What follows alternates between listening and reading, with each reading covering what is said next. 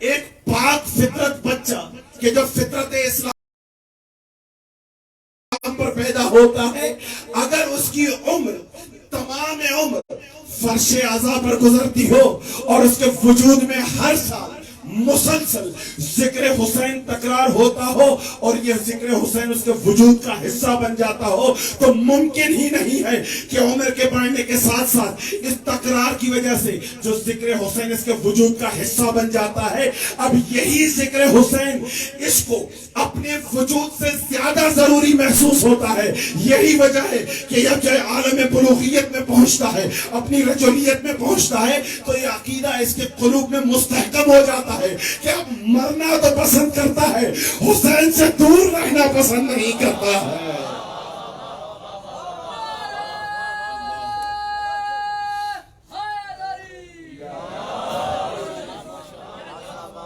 یہی وجہ ہے کہ ہماری بچوں کی جو پرورش ہے وہ ابتدا سے ہی مجلس حسین سے ہوتی ہے۔ اہل علم، اہل قلب، اہل معرفت بھی اس چیز کو بیان کرتے ہیں کہ جتنا ہو سکے اپنے بچوں کو فرش اعضاء پر تعلیم و تربیت دیجیے، کیونکہ یہ جو تربیت ہے اس کا اثر دیر پا ہے۔ اس اثر پر کوئی چیز اور مترتب نہیں ہو سکتی ہے، کیونکہ حسین خود بھی عزیز ہے، حسین خود بھی مستحکم ہے، حسین خود بھی مضبوط ہے، اور یہ مضبوطی اپنے چاہنے والے کو بھی عطا کرتا ہے۔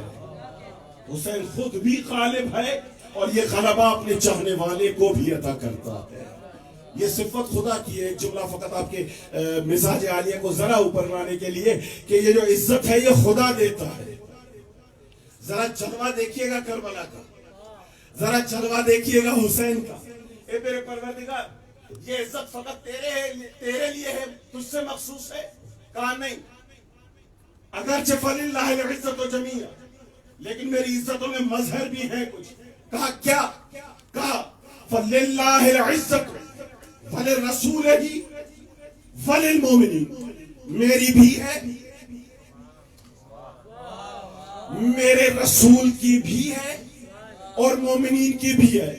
عزت خدا کی بھی، رسول کی بھی، مومنین کی بھی، خدا کی بھی، رسول کی بھی، مومنین کی بھی۔ کمال لطف سماعت فرمائیے گا کہ یہاں پر خدا، رسول اور مومنین کا لفظ الگ الگ آیا ہے، عزت کا لفظ ایک ہی ہے۔ لفظ عزت تکرار نہیں ہوا ہے۔ للہ العزت ولرسولہ وللمؤمنین، خدا کے لیے بھی ہے، رسول کے لیے بھی ہے، مومنین کے لیے بھی ہے۔ افراد متفرق ہو رہے ہیں، عزت کا لفظ ایک ہی آیا ہے، یعنی بتانا خدا کیا چاہ رہا ہے، میری جو عزت ہے وہی عزت میرے رسول کے پاس، وہی عزت مومنین کے پاس۔ مومن جس عزت کا علمبردار ہے وہ عزت میری ہی عزت ہے، رسول جس عزت کا علمبردار ہے وہ عزت میری ہی عزت ہے۔ افراد تین ہیں، عزتیں ایک ہے، ادھر خدا، رسول اور مومنین ہے، اور اسی عزت کا معیار ہمیں کربلا میں نظر آتا ہے۔ حسین کربلا میں آئے اور اسی طریقے سے اعلان کیا کہ جو بھی میرے ساتھ ہے اس کو بھی ایسا ہی عزت کے معراج پر پہنچاؤں گا۔ کیسے؟ کہا وہاں پر یہ تھا کہ عزت خدا کے لیے، رسول کے لیے اور مومنین کے لیے کہ جو خدا اور رسول کے ساتھ ہے۔ میں حسین بھی تم سے یہی کہتا ہوں، میں اس مقام پر آ کر خدا کی صفت عزیز کا مظہر بن کر یہ کہنا چاہتا ہوں کہ عزت میرے لیے ہے، میرے 72 کے لیے ہے، اور روز قیامت تک جو بھی کربلائی ہوتا جائے گا عزت اس کے وجود کا حصہ بنتی جائے گی۔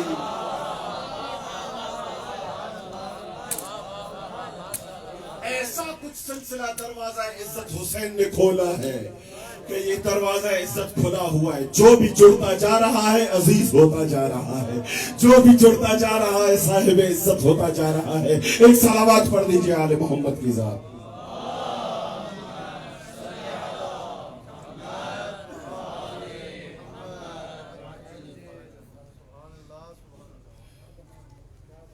تو یہ عزت کیسے ملے؟ سلسلہ ذہن، سلسلہ کلام آپ کے اذہان عالیہ میں محفوظ ہے۔ کہا کیسے ملتی ہے؟ کہا اطاعت سے۔ ہے میرے ساتھ آپ اطاعت سے ملتی ہے، اس کی پیروی کرو. من کان یرید عزت دارین فلیطع العزیز. جو بھی چاہتا ہے کہ دارین کی عزت حاصل کرے وہ کسی عزت والے کی پیروی کرے.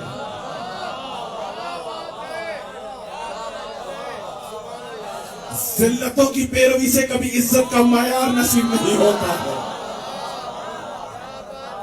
من کان یرید عزت دارین، جو بھی دارین کی عزت چاہتا ہے فلیطع العزیز، وہ کسی عزت والے کی پیروی کرے. اچھا، تو عزت کے لیے ضروری کیا ہے؟ قدم بقدم میرے ساتھ رہیے. عزت کے لیے ضروری ہے اطاعت. اطاعت کس معیار کی ہونی چاہیے؟ سلسلے میں میرے ساتھ رہیے گا، نتیجے میں آپ مجھے دعائیں دیں گے. اطاعت کس معیار کی؟ اطاعت کا معیار کیا ہونا چاہیے؟ کہا اگر عزت حاصل کرنا چاہتے ہو تو اطاعت سے کرے. کون سی میں اطاعت؟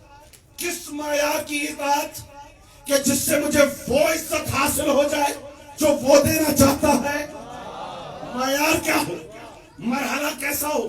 کس قسم کی میں اطاعت کروں؟ یہ کس سے پتا چلے گا؟ کہ میں ایک بہت ہی لطیف جملہ میں آپ کی بارگاہ میں عرض کرنا چاہ رہا ہوں. مجھ سے زیادہ بہتر جاننے والے افراد جہاں آپ یہاں پر تشریف فرمائیں، جو مجھ سے زیادہ دسترس رکھتے ہیں ان تمام منابع اسلامی پر، مجھ سے زیادہ جاننے والے، آپ جا کر دیکھیے کہ روایات میں عزت کے حصول کے جو اسباب بتائے گئے ہیں وہ کس کی زبانی نقل ہوئے ہیں.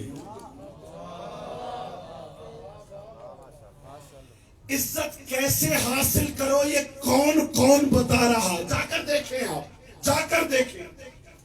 میں اپنے محدود مطالعے اور ناقص مطالعے کے طور پر ایک جملہ آپ کے سماعتوں کے حوالے کر رہا ہوں. آپ جا کر احادیث میں دیکھیں کہ عزت حصول، عزت کے طرق، عزت کا حصول کی روش ہمیں کہاں کہاں سے ملتی ہے. توجہ میری طرف رکھیے کہ ہمیں کس نے بتایا. اب ہم نے جب روایات میں نگاہ کی، کہیں پر نظر آ رہا ہے کہ اگر عزت چاہتے ہو تو اطاعت. کس نے کہا؟ کہا رسول کریم نے کہا. اگر ہم نے دوسری روایت میں نگاہ کی، کہا اگر عزت چاہتے ہو تو تقوی حاصل کرو. کس نے کہا؟ کہا امیر کائنات نے کہا.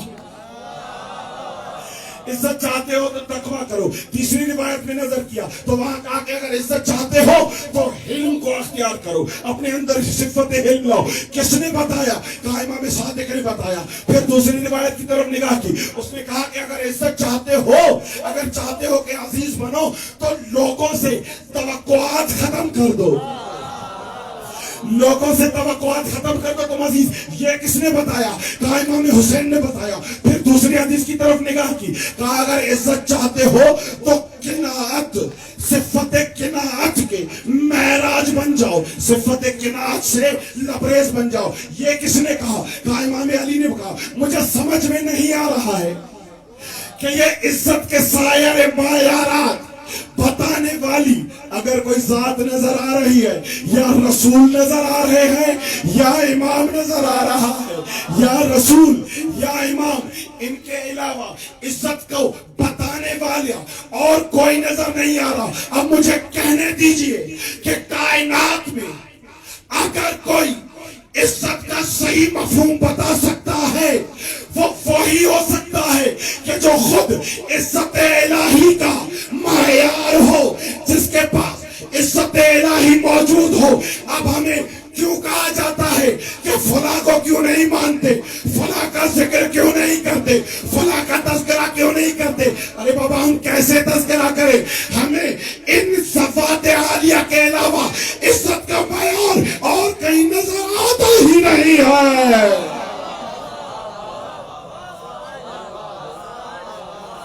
اگر ہمیں عزت نظر آتی ہے تو فقط اس مقام پر. آپ جا کر دیکھیے کہ جو بھی روش بتائی گئی ہے عزت کی وہ انہی ائمہ سے نقل ہے کہ عزت حاصل کرنا چاہتے ہو تو یہ کرو، عزت حاصل کرنا چاہتے ہو تو یہ کرو. انہی میں سے اطاعت کرو، عزت حاصل ہوگی. اطاعت کیسے کرے؟ یہاں پر امیر کائنات فرماتے ہیں کہ اطاعت کس مرحلے کی ہو جس کے نتیجے میں عزت ہے. مولا نے فرمایا لا عز اعز من التقوی. کوئی عزت تقوی سے بڑھ کر کسی متقی کو اعز نہیں بناتی ہے. میرے ساتھ رہیے گا, یہ تھوڑے مراحل میں میرے ساتھ رہیے گا, نتیجے میں آپ مجھے دعائیں دیں گے. اطاعت کس معیار کی ہو؟ تقوی کے مرحلے. لا عزت اعز من التقوی. تقوی سے بڑھ کر کوئی عزت نہیں ہے. اگر اطاعت کرتے ہو تو تقوی پر کرو. اچھا, اب تقوی کیا ہے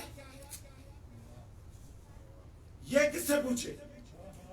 جیسے عزت کو سمجھنے کے لیے عزیز کی ضرورت ہوتی ہے, ایسے ہی تقوی کو سمجھنے کے لیے متقی کی ضرورت ہوتی ہے. جب تک کوئی صفت سے کوئی خود متصف نہ ہو تب تک اس کی کن ہو وہ بیان نہیں کر سکتا ہے.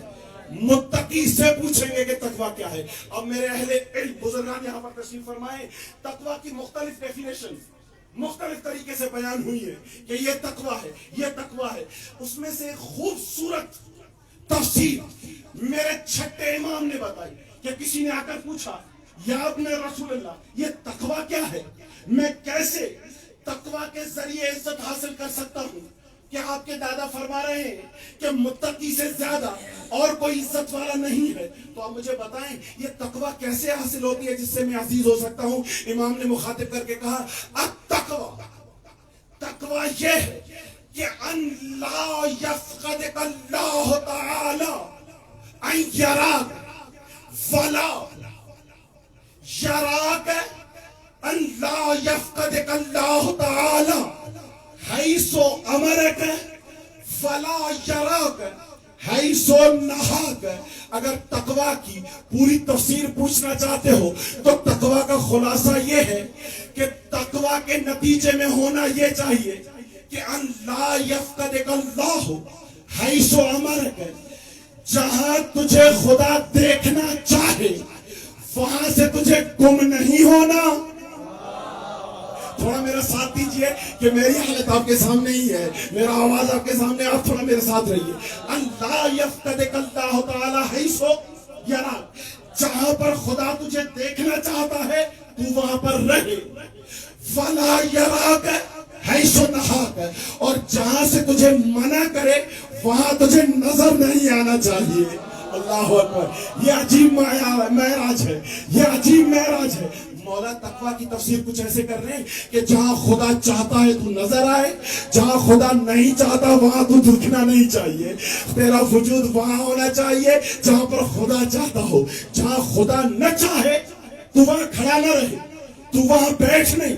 اور یہ بات صرف اس وجود کی نہیں ہے, اس وجود کے تمام تر اعضاء کی ہے. یہ ہاتھ وہیں چلا جہاں وہ چاہتا ہے, تقوی ہے. یہ ہاتھ وہاں نہ چلا جہاں وہ نہیں چاہتا, تقوی ہے. یہ آنکھ وہی دیکھ جو وہ دکھانا چاہتا ہے, وہ نہ دیکھ جو وہ نہیں دکھانا چاہتا, تقوی ہے. یہ کان وہی سن جو وہ سنانا چاہتا ہے, جو وہ نہیں چاہتا وہ نہ سن, یہ تقوی ہے. اپنے وجود کو وہاں پر قائم رکھ جہاں وہ تجھے دیکھنا چاہتا ہے, یہ تقوی ہے. اب یہ کیسے پتہ چلے؟ اب تاریخ کے دو منظر یہ تصور ذہن میں رکھیے. جہاں وہ دیکھنا چاہتا ہے وہاں رکنا تقوی ہے, جہاں سے ہٹانا چاہتا ہے وہاں سے چلے جانا. میرے ساتھ رہیے, تھوڑا میرا ساتھ دیجیے. جہاں وہ دیکھنا چاہتا ہے وہاں پر رکنا تقوی ہے, اور جہاں سے وہ ہٹا دے وہاں سے ہٹ جانا تقوی ہے. اگر وہ دیکھنا چاہے جس مقام پر, اگر وہاں نہیں رہو گے تو بھی صاحب عزت نہیں ہو, اور اگر جہاں پر وہ تمہیں نہیں دیکھنا چاہتا وہاں رکے رہو گے تو بھی صاحب عزت نہیں ہو. کہ خدا چاہتا ہے کہ جہاں میں تمہیں کہوں وہاں رک جاؤ, اور جہاں سے میں تمہیں اٹھا دوں وہاں مت رہنا. اب یہ کیسے پتا چلے کہ خدا میں کہاں رکانا چاہتا ہے اور کہاں سے اٹھانا چاہتا ہے؟ یہ کیسے پتا چلے کہ خدا مجھے کہاں دیکھنا چاہتا ہے اور کہاں کہتا ہے کہ نہیں یہاں سے چلے جاؤ؟ اس کا کیسے پتا چلے گا کہ خدا مجھے کہاں دیکھنا چاہتا ہے؟ تاریخ کے دو منظر میں آپ کی بارگاہ میں عرض کرنا چاہ رہا ہوں کہ خدا کہاں دیکھنا چاہتا ہے, کہاں نہیں دیکھنا چاہتا، جہاں دیکھنا چاہتا ہے وہاں رکو، جہاں نہیں دیکھنا چاہتا وہاں سے ہٹ جاؤ۔ اب مجھے تو نہیں پتا، خدا مجھ سے تو ہم کلام نہیں ہوتا ہے، مجھے ڈائریکٹلی تو نہیں بتائے گا کہ تو یہاں رک یہاں نہ رک، تو یہاں رہ یا نہ رہے۔ تو یا اللہ میں کس سے پوچھوں کہ تو مجھ سے کیا چاہتا ہے؟ کہا ما آتاکم الرسول فخذوہ وما نہاکم عنہ فانتہوا۔ یہ جو میرا رسول ہے جو تمہیں دے دے وہ لے لو، جس سے منع کرے اس سے رک جاؤ۔ من یطع الرسول فقد اطاع اللہ، جس نے بھی اس کی اطاعت کی اس نے میری اطاعت کی۔ میں تمہیں کہاں دیکھنا چاہتا ہوں یہ بھی اس سے پوچھو، میں تمہیں جہاں نہیں دیکھنا چاہتا یہ بھی اس سے پوچھو۔ اب اگر عزتیں چاہتے ہو یہ جہاں کھڑا کر دے وہیں رک جاؤ، یہ جہاں سے ہٹا دے وہیں سے ہٹ جاؤ۔ اب آئیے تاریخ کی طرف، فقط آپ کے مزاج کو تھوڑا بحال کرنے کے لیے اس قول کی عملی تفسیر میں آپ کی بارگاہ میں عرض کروں۔ جہاں رسول کہہ دے کھڑے ہو جاؤ تو تمہیں عزتیں میسر ہوں گی، جہاں رسول کہہ دے ہٹ جاؤ وہاں تمہیں عزتیں میسر ہوں گی۔ اب کہاں کس کو رسول نے کہا کہ رک جاؤ اور کہاں رسول نے کہا کہ چلے جاؤ؟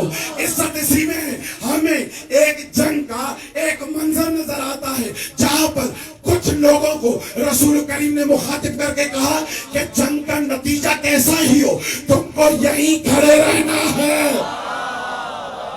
تم کو یہیں کھڑے رہنا ہے، یہاں سے ہٹنا نہیں ہے۔ اب جب تک تم یہاں کھڑے رہو گے اس کا مطلب ہے خدا تمہیں یہاں دیکھنا چاہتا ہے۔ میرے ساتھ رہیے گا، جب تک یہاں پر کھڑے رہو گے خدا تمہیں یہیں پر دیکھنا چاہتا ہے، یہیں رکنا، یہیں سے ہٹنا نہیں۔ رکے رہو گے تو عزت پاؤ گے۔ یہاں سے تمہیں کیوں؟ کیونکہ اس لیے کہ خدا دیکھنا چاہتا ہے۔ کیسے پتا چلا؟ کہ رسول نے کہا یا رکے رہو، اس منظر کو یہیں پر رکھیں۔ آئیں دوسرے منظر کی طرف، یہ منظر کچھ دوسرا ہے۔ اس میں یہ تھا کہ رسول کریم مکے سے مدینے کی طرف جانا چاہ رہے ہیں، یہ شب ہجرت ہے۔ شب ہجرت مخاطب کر کے علی مرتضیٰ کو کہا یا علی، کہا جی مولا، کہا ایک کام ہے، کہا کیا؟ کہا آج میں جانا چاہ رہا اور یہ سارے قریش میرے قتل کے پیچھے ہیں، آج یہ مجھے مارنا چاہتے ہیں۔ یا رسول اللہ تو کیا؟ کہا یہ کہ کرنا یہ ہے کہ تجھے محمد بن کے بستر پر سو جانا ہے، تجھے محمد بن کے بستر پر سو جانا ہے۔ اگر محمد نے کہہ دیا کہ تجھے بستر پر سو جانا ہے، مطلب یہ نکلا کہ خدا اس شخص کو بستر پر ہی دیکھنا چاہتا ہے۔ آپ کی سماعت و سلام ہے۔ ان کو کہا کہ وہاں رکو کیونکہ خدا دیکھنا چاہتا ہے، اس کو کہا کہ سو جاؤ کیونکہ خدا دیکھنا چاہتا ہے۔ تقویٰ کا معیار ہے یہ کہ جہاں خدا کہے رک جاؤ تو رک جاؤ، جہاں خدا کہے چلے جاؤ تو چلے جاؤ۔ یہ دونوں باتیں محمد نے کی، لیکن عجیب بات ہے نتیجہ کچھ مختلف نکل رہا ہے۔ جن کو کھڑے رہنے کے لیے کہا تھا، جن کو کھڑے رہنے کے لیے کہا تھا وہ جاگتے ہوئے بھی کھڑے نہ رہے، جس کو سونے کے لیے کہا تھا وہ سوتے ہوئے بھی وہاں رکا رہا۔ اب مجھے کہنے دیجئے کہ ان دونوں کے درمیان فرق کیا ہے؟ ان دونوں کے معیارات میں فرق یہ ہے کہ وہ اس صفت کے حامل تھے کہ جاگنے کے باوجود بھی عزت والے نہ ہو سکے، یہ اس معیار کا ہے کہ سوتا رہا عزیز ہو گیا۔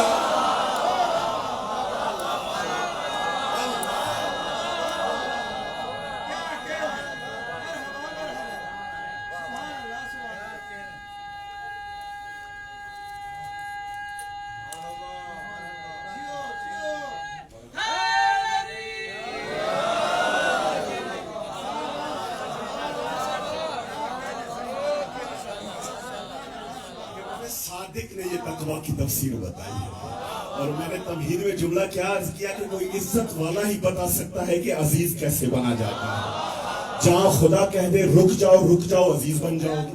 اب اگر نبی کے کہنے پر کوئی نہیں رک رہا تو اب اگر کوئی اسے عزت والا نہیں مان رہا ہے عجیب ہے عجیب قبلہ، کوئی جاگتے ہوئے بھی صاحب عزت نہیں ہوتا ہے، اور اگر کوئی سو بھی جائے. ایک جملہ میں آپ کی بات نہیں عرض کرتا لیکن چونکہ حالت یہ ہو گئی ہے اس لیے عرض کر رہا ہوں. اکثر آپ کہتے ہیں کہ آپ بہت یہ صورتحال یہ 2 سال سے میرے ساتھ یہاں ہو رہا ہے، ورنہ میں بہت چھوٹا سا ایک ذاکر ہوں. جو احباب مجھے جانتے ہیں وہ میں پاکستان میں اس سے کہیں زیادہ مصروف ہوتا ہوں. یہ سیدہ کی کرم نوازی ہے بی بی کی، لیکن میرے ساتھ یہ حالت نہیں ہوتی ہے جو یہاں ہو رہی ہے میرے ساتھ. وہاں تقریباً دن میں تقریباً اگر ایوریج نکالی جائے تو 4-5 پروگرام ہو ہی جاتے ہیں پر ڈے، لیکن وہاں یہ حالت نہیں ہوتی. یہاں ایسے کیوں ہو رہا ہے نہیں پتا. اگر آپ کا ساتھ رہا تو یہ دن نکل جائیں گے اسی طریقے سے. ایک صلوات پڑھ دیجیے آل محمد کی ذات پر.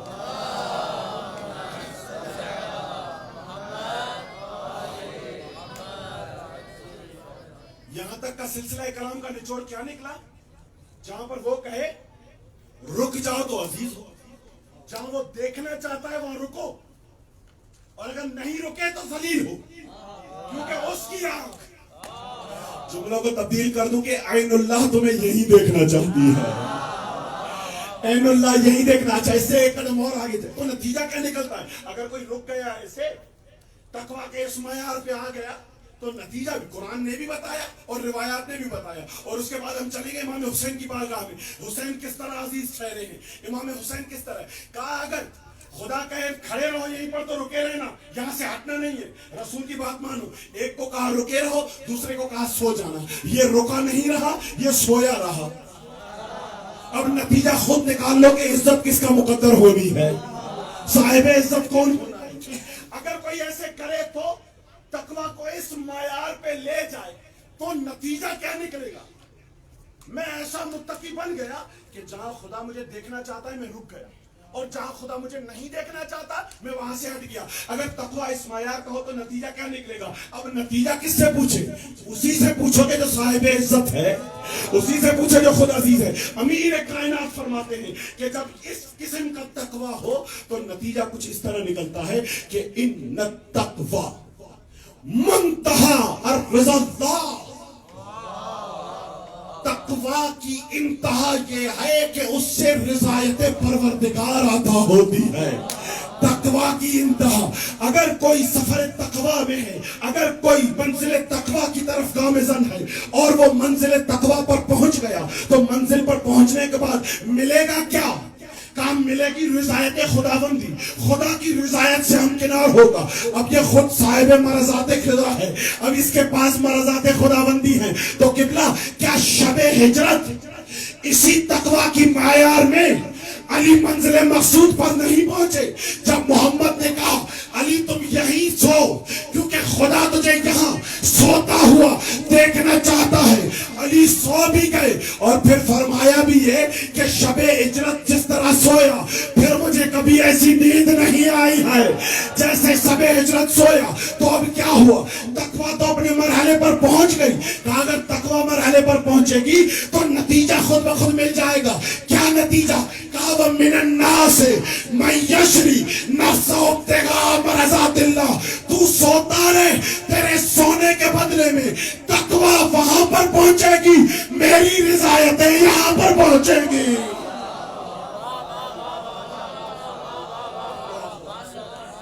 تقویٰ کا نتیجہ رضایت پر وَمَن يَشْرِي نَفْسَهُ ابْتِغَاءَ مَرْضَاتِ اللَّهِ. یہ تھا مقدمہ. اب آئیے وارد بحث. جس کو خدا جہاں دیکھنا چاہتا ہے وہاں روکے. یہ محمد مصطفیٰ تھے کہ جنہوں نے جاگ دیا آنکھوں سے علی مرتضیٰ کو کہا کہ اے علی یہاں سو جاؤ، خدا تجھے یہاں دیکھنا چاہتا ہے. تو کیا فقط علی کو کہا کہ یہاں سو جاؤ خدا یہاں دیکھنا چاہتا ہے؟ نہیں، علی کو جاگتی آنکھوں سے کہا، حسین کو خواب میں کہا. اللہ اکبر. آج اگر کوئی پوچھتا ہے تو حسین کیوں قتل ہو گئے، حسین کربلا میں کیا کر رہے ہیں، حسین یہ سارے احباب کو اصحاب کو لے کر اس لقدق صحرا میں کیا کر رہے ہیں، تو جواب میں ایک جملہ ہی کافی ہے کہ یہ حسین کا یہاں آنا رسول خدا کے امر کی تعمیل ہے. یہ رسول خدا ہے کہ جس نے حسین کو کہا تھا حسین جا، ان اللہ شاء ان یراک قتیلا، یہ خدا چاہتا ہے کہ تجھے قتل ہوتے ہوئے، تجھے شہید ہوتے ہوئے دیکھے۔ اے حسین کی شہادت پر انگلی اٹھانے والے خبردار اپنی زبان مت کھولنا۔ حسین اپنی طرف سے نہیں بلکہ محمد مصطفیٰ کی زبانی یہ بتانا چاہتا ہے، میں کربلا میں اپنے ارادے سے نہیں خدا کے ارادے سے کھڑا ہوں، کیونکہ خدا خدا چاہتا ہے، خدا مجھے دیکھنا چاہتا ہے ایسے کہ میں قتل ہو جاؤں۔ اور جب جہاں خدا دیکھنا چاہے تو عزیز کا کام ہے کہ وہاں رکے۔ اللہ اکبر۔ اور حسین رکا، اللہ اکبر۔ ایک اور آیت اور حسین رکا بھی، ایسے نہ کہ نہ رکا، کمال معراج سے حسین وہاں رکے کربلا کے میدان میں، جیسے وہاں انعام کے طور پر آیت آ گئی، یہاں پر بھی کچھ ایسا ہی انعام ہوا، جیسے ہی یہاں رکے رہے اور آواز خدا آئی، یا ایتھا النفس المطمئنہ ارجعی الی ربک راضیۃ مرضیہ۔ رکا رہا ہے تو رضایت تیرے حوالے ہے، اگر تو رکا رہا ہے تو رضایت میری تیرے حوالے ہے۔ کیوں؟ کیونکہ میں خدا چاہتا ہوں کہ تو یہاں رک۔ رکے گا تو کمال تقویٰ ہے، کمال تقویٰ ہے تو رضا ہے، رضا ہے تو عزت ہے۔ اب یہ سوال ہی بیکار ہے کہ حسین اتنا عزیز کیوں ہے؟ حسین نے وہی کام کیا کہ جو خدا نے حسین سے کروایا۔ خدا چاہتا ہے کہ حسین، اور وہیں پر دیکھنے کے لیے میرے ساتھ ہیں آپ، اگر میں 2 قدم اور آگے چلوں تو حالت میری ایسی نہیں ہے، لیکن اگر آپ کی محبت رہی تو 1-2 بات عرض کرنا چاہوں گا میں۔ اب حسین وہیں جا رہے ہیں جہاں پر خدا اس کو دیکھنا چاہتا ہے۔ وہی میں نے ابتدائی سخن میں بستہ گزارش کی تھی کہ یہ عنایت اگر سارے وقت ہو جائے تو کمال ہو جائے، اب وہ بات نکلتی ہے تو پھر نکلتی چلی جاتی ہے۔ جہاں پر کل چھوڑا تھا وہاں سے صرف 2 جملے۔ حسین وہاں جا رہا ہے جہاں خدا اس کو دیکھنا چاہتا ہے کہ رکو۔ وہاں جاتے جاتے ایک لشکر نے آ کر روکا، کہا کہ نہیں جانے دوں گا، کہا نہیں، کہا اگر آپ جائیں گے لڑیں گے تو آپ، ذہن میں ہے نا کل یہی پر گفتگو ختم کی تھی، تو کہا افبالموت تخوفونی، کیا تو مجھے موت سے ڈرا رہا ہے؟ هل یعدو بکم الخط ان تقتلونی، 2 باتیں، کیا تو مجھے موت سے ڈرا رہا ہے؟ اور دوسرا کہ اگر میں مر گیا، اگر میں قتل ہو گیا تو کیا تمہارا مسئلہ حل ہو جائے گا؟ نہ میں موت سے ڈرتا ہوں، نہ ہی اگر میں مر گیا تو تمہارا مسئلہ حل ہوگا۔ یہ حسین کہہ رہا ہے۔ اس نے کہا نہیں، اللہ اکبر، ایک جملہ آپ کے حسین سماعتوں کے حوالے کروں۔ اس نے کہا نہیں، میں آپ کو نہیں جانے دوں گا۔ اچھا نہیں جانے دو گے تو کیا کرو گے؟ کہا میں آپ کو واپس کوفے لے جاؤں گا، میں آپ کو یہاں سے واپس کوفے لے جاؤں گا۔ روایت کل آپ کی بارگاہ میں نے عرض کی تھی تو حسین نے اس کی طرف دیکھا، اے ہر تو مجھے واپس کوفے لے جائے گا؟ ہاں میں آپ کو عبید اللہ ابن زیاد کی طرف لے جاؤں گا۔ روایت نے لکھا فتبسم، اس کو دیکھا حسین نے اور مسکرا کر کہا کہاں مجھے لے جا رہے ہو؟ تم مجھے کہاں لے جا رہے ہو؟ ان الموت ادنا منک، ایک کن، تم مجھے وہاں کہاں لے جا رہے؟ میں حسین دیکھ رہا ہوں تیری اپنی موت ادھر ہی کہیں ٹہل رہی ہے، تو مجھے وہاں کیا لے جائے گا؟ میں خود دیکھ رہا ہوں کہ تو مجھے نہیں لے جا سکتا۔ ان الموت ادنا، وہ تجھ سے زیادہ قریب ہے، کوفے سے زیادہ تیری موت تیرے قریب ہے۔ اب اس جملے کو، اس قول کے نتیجے کے طور پر تفسیر کروں، اور میں دیکھ رہا ہوں کہ کوفے سے زیادہ تیری موت تیرے قریب ہے، تیری موت تیرے ارد گرد منڈلا رہی ہے، تیری موت تیرا طواف کر رہی ہے۔ اے ہور، تو مجھے کوفہ نہیں لے جا سکتا، لیکن میں حسین کہتا ہوں میں تجھے وہاں لے جاؤں گا جہاں وہ تجھے دیکھنا چاہتا ہے۔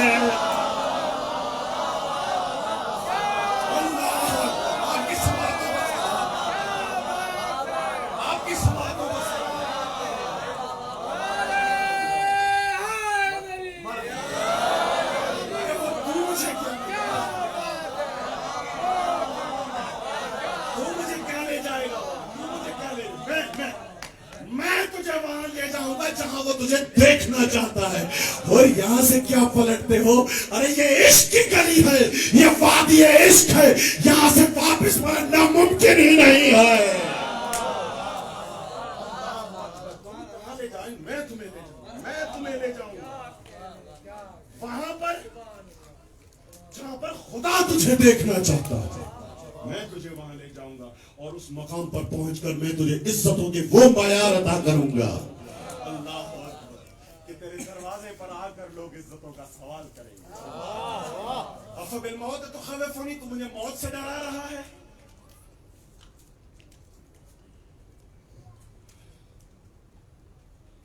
الموت فی سبیل نیل العز و احیاء الحق. میں نے کل عرض کیا تھا آپ کی بارگاہ میں, پہلے حسین کے یہ دو جملے ہیں, تو مجھے موت سے ڈرا رہا ہے اور اگر مر جاؤں گا تو مسئلہ حل نہیں ہوگا, یہ آپ کی بارگاہ میں عرض کروں گا. اور اس کو یہاں تک لینا چاہ رہا تھا کہ دامن وقت میں گنجائش ختم ہو گئی.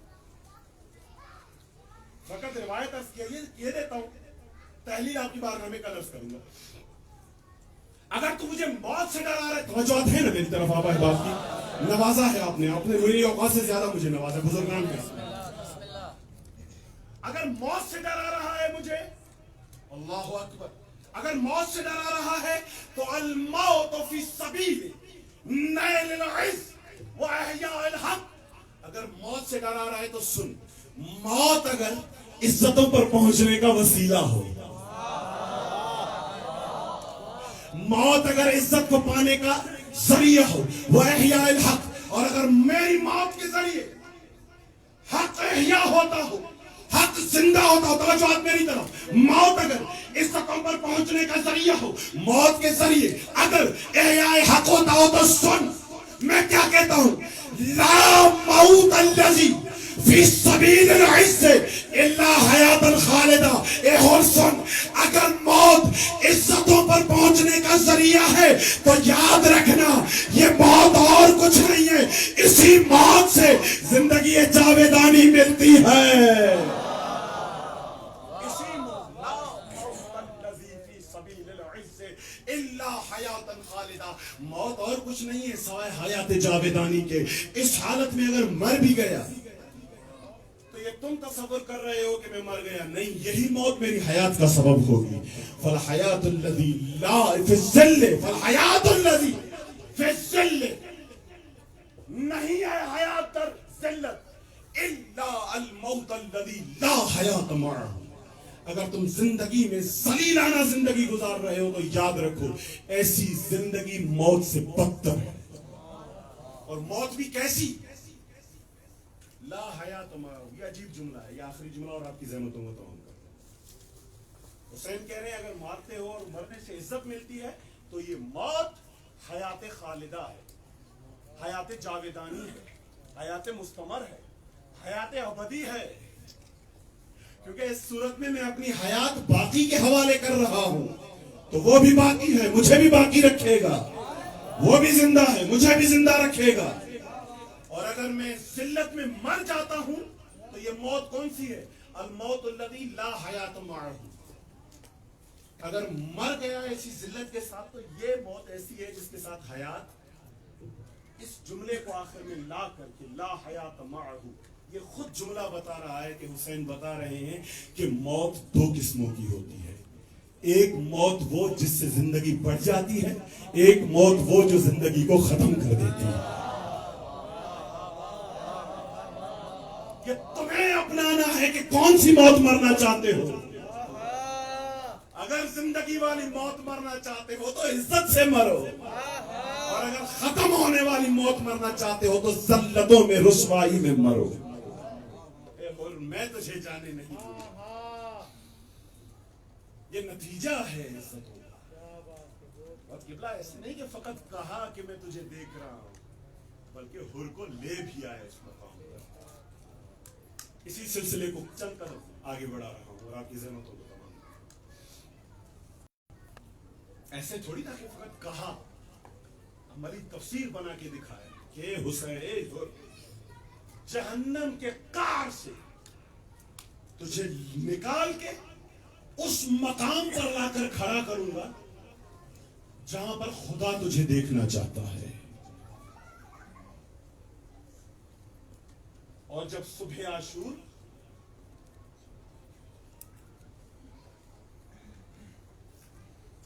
حر کی کیفیت کو تبدیل دیکھا کسی نے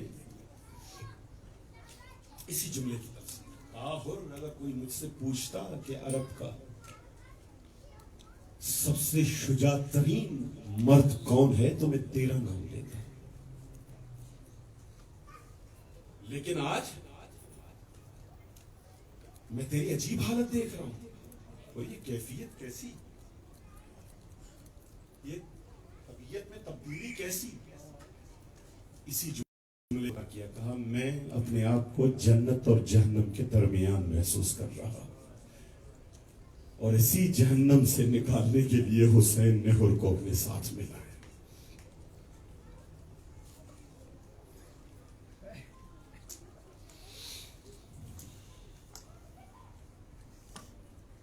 کہاں جا رہے ہو؟ کہا اپنے حسین کی جانب جا رہا ہوں، بس 2 فقرے سنیے اور آپ کی زحمتوں کو تمام کر۔ کہاں جا رہا ہوں؟ کہا ذلتوں کی طرف تھا، عزتوں کے بادشاہ کی طرف جا رہا ہوں۔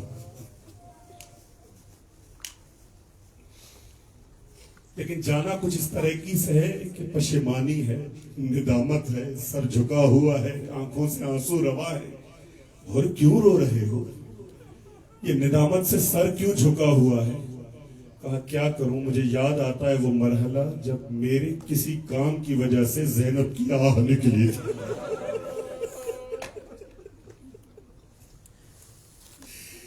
اور رو کیوں رہے ہو؟ کہ میری ان آنسو کے سبب زینب کے آنسو ہیں، کہ میری وجہ سے زینب روئی تھی۔ بس یہ تصور کرتا ہوا آ رہا ہے، منظر آپ کی بارگاہ میں عرض کر رہا ہوں، اس سے محسوس کیجئے گا اور پرسہ دے دیجئے گا۔ روایات نے لکھا کیسے جاؤ گے حر؟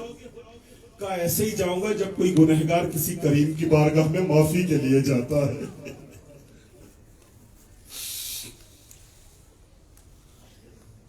کہا میرے ہاتھ باندھو رسی سے۔ غلام کو کہا کہ تم گھوڑے پر سوار ہو جاؤ، میں پیچھے پیچھے آ رہا ہوں۔ ایک انداز جو بزرگان پڑھتے ہیں وہ یہ ہے کہ حر نے ڈھال کو اپنے آگے کر لیا۔ جو ڈھال جنگوں میں استعمال ہوتی ہے، حر نے وہ ڈھال اپنے آگے کر دی۔ عرب کی ثقافت میں یہ اس چیز کی علامت ہے کہ یہ جو آ رہا ہے یہ جنگ کے ارادے سے نہیں آ رہا ہے۔ جس نے ڈھال ایسے آگے کی ہوئی ہے اس کا مطلب ہے کہ یہ جنگ کے ارادے سے نہیں آ رہا ہے۔ لیکن اس کا ایک اور مطلب بھی نکلتا ہے، شاید حر نے یہ ڈھال اپنے چہرے پر اس لیے رکھی ہو کہ کیا بولے کر حسین کی بارگاہ میں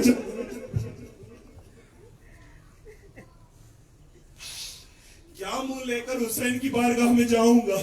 ہاں زادارو، بس یہی انداز تھا حر کے آنے کا۔ آتا ہوا آیا اس مقام پر کہ جہاں پر حسین ابن علی بیٹھے تھے۔ کہا کون ہے؟ آواز آئی حر آئے ہیں مولا، مولا حر آئے ہیں۔ کہا حر کو لے آؤ۔ جیسے ہی بارگاہ حسین میں پہنچے نا، بس سماعت فرمائیے گا بزرگوں، جیسے ہی بارگاہ حسین میں پہنچے اور اپنے آپ کو قدموں میں گرا کر کہا یا مولا حلیت توبہ، اے میرے مولا کیا حر کے لیے واپسی کی کوئی گنجائش ہے؟ ارے کوئی واپس آنے کا رستہ ہے؟ بس عزادارو یہاں پر وہی ہوا کہ جو کریم کی بارگاہ میں ہوتا ہے۔ حر کو اپنے قدموں سے اٹھایا، اپنے سینے پر لگا کے کہا حر اگر جو آ گئے ہو تو اب تمہاری جگہ قدموں میں نہیں ہمارے سینے پر ہے، اور آ جاؤ مولا معاف کر دیجئے مجھے۔ اور معاف کر دیا۔ بس عزادارو یہ جملے سنیے گا، یہ قیامت کے جملے ہیں۔ مولا معاف کر دیجئے مجھے، اور معاف کیا۔ مولا مجھے معاف کر دیجئے، اور گھبراؤ مت، میں نے معاف کیا۔ بس یہ جملہ سننا تھا یا ایک بار کہا میرے مولا میری ایک اور گزارش ہے، میری ایک اور التجا ہے۔ کہا حر کہو کیا کہنا چاہتے ہو؟ کہا مولا مجھے پتا ہے کہ میں نے سیدانیوں کا دل دکھایا ہے، میں نے زہرا کی بیٹیوں کو رلایا ہے، ارے میرے اعمال بہت خراب ہیں، مولا مجھے اجازت دیجئے ایک بار جا کے معافی مانگ لو. ثانیہ زہرا کی دربار میں معافی مانگنے کے لیے جانا چاہتا ہوں. اجازت ملی. روایات نے لکھا ایک بار آئے اس خیمے کے باہر زمین پر بیٹھ کے, جو خیمہ زینب اولیاء کا تھا, سر جھکا ہوا ہے, آنکھوں سے آنسو روا ہے, وہ آواز بلند کہا یا سیدتی, اے میری آقا زادی, گنہگار معافی کے لیے آیا ہے, گنہگار معافی کے لیے آیا ہے. بس یہ آواز سننی تھی. یا ایک بار آقا زادی نے فضا کو مخاطب کر کے کہا فضا جاؤ حر کو جا کر کہو ہم راضی بھی ہیں, معاف بھی کیا اور ہمارا سلام بھی ہے. بس عزادارو یہ قیامت کا منظر تھا. فضا باہر آئی, حر کو مخاطب کر کے کہا آقا زادی تم سے راضی ہے, آقا زادی نے تمہیں معاف بھی کیا اور آقا زادی تجھے سلام بھی کر رہی ہے. بس یہ سلام کا جملہ سننا تھا. اور زمین میں بیٹھ کے کہہ رہا ہے واہ محمدہ, زہرا کی شہزادیوں پہ یہ مرحلہ, ارے غلاموں پہ سلام, غلاموں پہ سلام بھیجے جا رہے ہیں. بس عزادارو مختصر کرتا چلوں. آ گیا مولا حسین کی بارگاہ میں, ہاتھ جوڑ کے کہا مولا یہ سب کچھ تو میری وجہ سے ہوا ہے, تو اب پہلے جاؤں گا بھی میں, اب پہلے میں اپنی قربانی دوں گا. روایات نے لکھا چند قدم آگے گیا پھر واپس آ گیا, مخاطب کر کے کہا مولا اگر اجازت ہو تو میں پہلے اپنے بیٹے کو بھیجنا چاہتا ہوں, پہلے اپنے بیٹے کو بھیجنا چاہتا ہوں. ہاں مولا نے کہا اجازت ہے. کہا کیوں ایسے کر رہے ہو؟ کہا مولا ہو سکتا ہے کہ میرے بعد یہ چلا جائے. یہ تاریخ کے جملے ہیں عزادارو, یہ تاریخ کے جملے ہیں. میں حر کا عقیدہ بیان کرنا چاہتا ہوں. مولا ہو سکتا ہے کہ یہ میرے جانے کے بعد واپس چلا جائے, لیکن شاید حر نے یہ کہا تھا مولا میرا گناہ بہت بڑا ہے, کفارہ تب تک ادا نہ ہوگا جب تک کڑیل جوان کو آنکھوں کے سامنے مرتا نہ دے, جب تک کڑیل جوان کو آنکھوں کے سامنے تڑپتا نہ دیکھوں. بس عزادارو بیٹا گیا, جنگ کی اور آخری سلام کیا. روایات نے لکھا جیسے ہی آخری سلام کیا بیٹا گھوڑے سے زمین پر آیا تو ایک بار سلام کیا. اب آپ خود صاحب اولاد ہیں, اس چیز کو محسوس کر سکتے ہیں کہ اگر بوڑھا باپ اپنی آخری وقت میں اس حالت میں جوان بیٹے کی صدا سنے, اگر بوڑھا باپ آخری وقت میں جوان بیٹے کی صدا سنے تو کیسے مدد کے لیے جائے گا. بس ایسے ہی حر بھاگتا ہوا گیا, پر کیا دیکھے حر سے پہلے حسین وہاں, حر سے پہلے حسین بیٹھے ہیں. مولا مجھے اجازت دے دیجئے, ارے میں خود بیٹے کو اٹھاؤں گا. مخاطب کر کے کہا حر کیا تجھے پتا نہیں ہے شریعت کا یہ حکم ہے کہ بوڑھا باپ جوان بیٹے کی لاشیں کو کندھا نہیں دے گا. ارے آئیے مولا سے کہے مولا حر کو بتا رہے ہیں چند گھڑیاں گزریں گی, کربلا کا میدان ہوگا, اکبر میدان میں پڑا.